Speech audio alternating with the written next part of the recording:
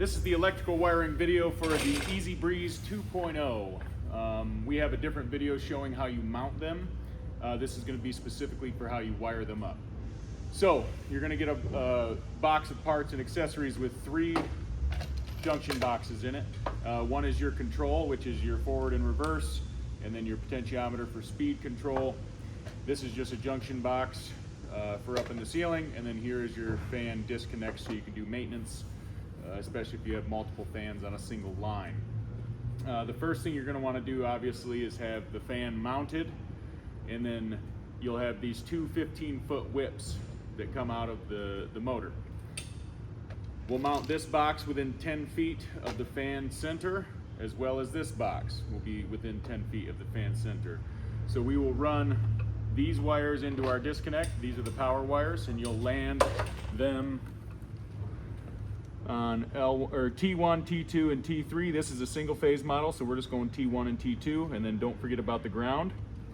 You'll run your supply power into the top, or from the same side, it doesn't matter, and you'll come into L1, L2, or L3 if you're running 3-phase, and then also hit the same ground spot.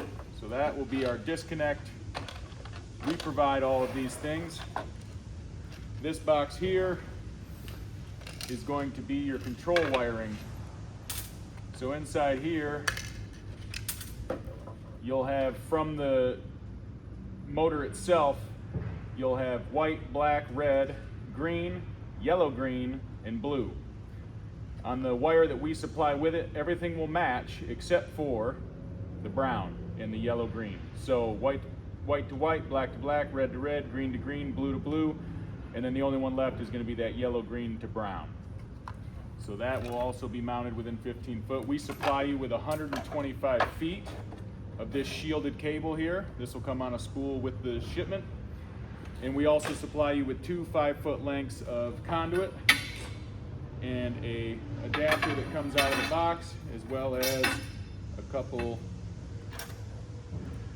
mounting brackets, a coupler for your 2 pieces, and then a wire protector for the end so it doesn't get damaged when you're pulling wires through. So you'll mount this in a location that's less than 125 feet, accounting for the rise, run, and drop down to the location. We don't want to run much further than that, otherwise you can have some voltage loss and some misreadings.